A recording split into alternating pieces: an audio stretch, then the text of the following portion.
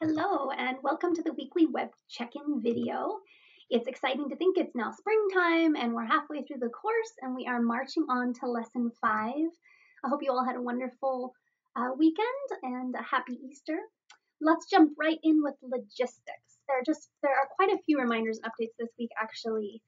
As you might have seen last week, we are hoping that before April 1st, you might take 5 minutes to provide feedback for the course so far via the SurveyMonkey. It came out in an email. It's also at the top of the main Canvas page. Thank you for those who've already completed it. It's so helpful for us to get your feedback to help us plan and gauge for the rest of this course, but also for the future development of classes. So thank you so much for doing that. A reminder that on April 10th, your assignment number 2, the data inventory, is due. So please submit that via Canvas as you've done with other assignments. Or if you run into any problems, you can just email it to me if there's any glitches. As you saw through Sylvia's email and my email, on April 20th is our second in-person seminar from 12:30 to 2:30. That was a date change on our syllabus and on our calendar. So April 20th, I'll look forward to seeing you all again. As far as materials from the first seminar, you might have seen I added those under the Canvas main page.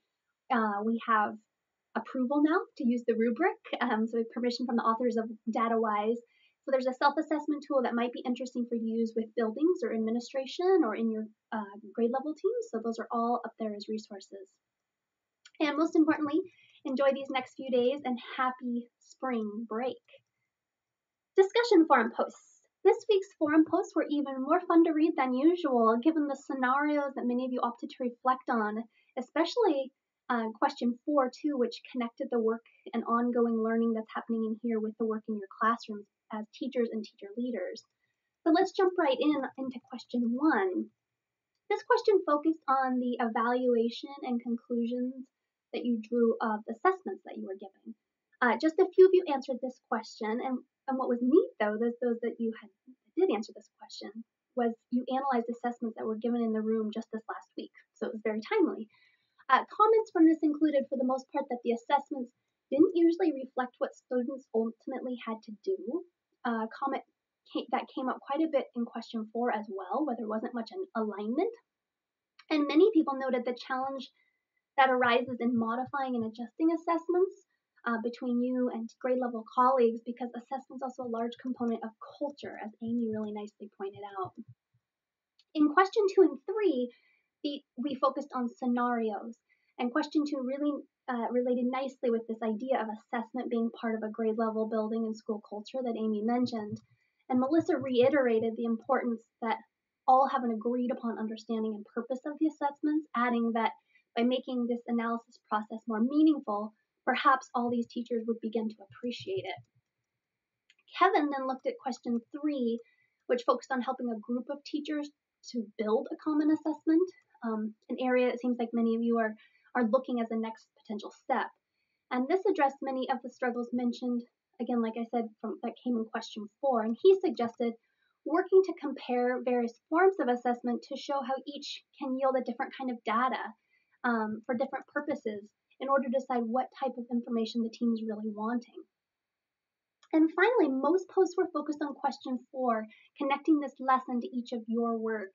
I'll highlight a few key points which really surfaced to me as I was reading through your posts. The first one being around common assessments, obviously. It appears that some grade levels and departments are feeling confident and successful in common assessments already created, while others are in the process, and still others share this desire to have and design more common assessments because it's a deficit. And many challenges were surfaced in why these common assessments haven't yet been created, which included time, or as Dawn referred to it, the new 4-letter word. I appreciated that. The challenge of having small teams, of course, philosophical differences, which David mentioned how much really getting to know people is so valuable on these teams. And then finally, constraints, of course, by curriculum and feeling very tied to the assessments that you're having to give. Dirk commented, and I'll quote directly, "I'm in the middle of creating common reading assessments with colleagues, and it's no small task. It takes a great sweat to accomplish the smallest of tasks." Very true. Solutions to some of these problems of time, small groups, or small teams were given even in the forum post. For example, Megan and Steve talked about leveraging the PLC work to design common assessments and ensuring that this culture is safe, because the data analysis ultimately leads to a lot of analysis of instructional practices. So this PLC norming and collaboration is so important with safety and feeling and agreeing and knowing each other. A second key point which emerged was an even greater sense of data literacy among your postings, especially through analyzing the assessment activity. Adam remarked, "Now I have words to explain the good and bad of the wonders assessment instruction." And Don added that knowing these pieces of data is showing what is and what is not vital to evaluations, that growing as a professional in this knowledge continues to be a priority. A third point was the overwhelming sense among you all of growth mindset. And each post, it seemed, was situated on this idea that there might be challenges, but you're working really hard to make changes immediately. Sarah pointed out that a quote that resonated to her in the readings, which was, "Standards are meaningless until you define how you will assess them." And in response, many of you pointed out shifts in practices towards this type of thinking. And Andrea's response included that a shift in standards has forced her to rethink what she's asked students to do to demonstrate mastery, adding, "It is hard, but important work." And Courtney added a shifts that she's already making instructionally, that the lesson this week and the in-person seminar have really gotten her thinking about the assessment she uses and what she actually does with that data.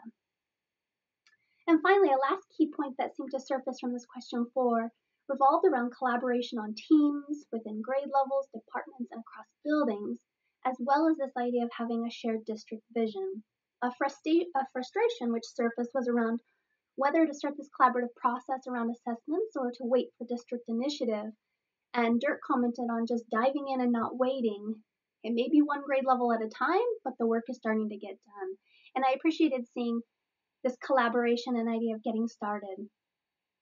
There was also collaboration among you all and offering to visit each other in buildings where those have few or no grade level alike colleagues, as well as being really open and collaborating with each other and being vulnerable about the challenges you are experiencing in your classroom or buildings, and seeking feedback from each other about how you are all doing these certain things in your buildings or strategies you've tried. For example, Jessica is adding, she was finding it difficult to know how firm to stand or if she should make adjustments. Or Andrea was asking questions around timing and when to give common assessments to ensure students aren't essentially learning all the answers before the next period. So please continue to utilize these forum posts as a chance to network among this PLC and use one another to help address all these questions that you have that are starting to surface. Shifting gears in terms of next lesson, lesson 5, the slideshow presentation is on Canvas under lesson 5. It is operating. I've fully checked it out again. Shelley, thank you for finding out the last tech glitch, but we should be up and running. The presentation is approximately 19 minutes with a 4.5-minute video, so about 25 minutes for the presentation plus reflections. Lesson 5 is focused on digging into data. The readings and presentation will take us into step 4 of the DataWise framework, digging into student data. We'll move from data literacy to discussing how to dig into this data in order to find useful information and identifying a learner-centered problem. For starters, we'll look at what should teachers know and be able to do with data, exploring steps and goals for looking at student results from assessments. And given that not all students have the schools have the structures needed to dig into student data, we'll examine what information teachers need in order to dig into data. It's our hope that the learning this week, coupled with the prior weeks, will help develop a focus for your final project as well, which is coming up quicker than we realize.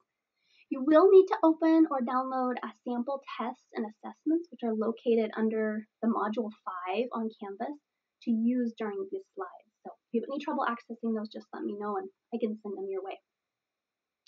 The readings this week, there are 2 of them, and we'll be returning to the DataWise in chapter 4, and we'll be reading chapter 2 in the Driven by Data like we did just with the Brand Brick and Toyo text, just like we did last week in chapter 1.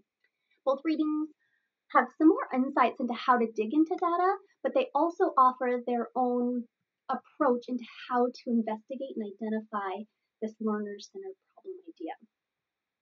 Both of the DataWise book you obviously have, and chapter 2 is on the module under chapter 5 as well.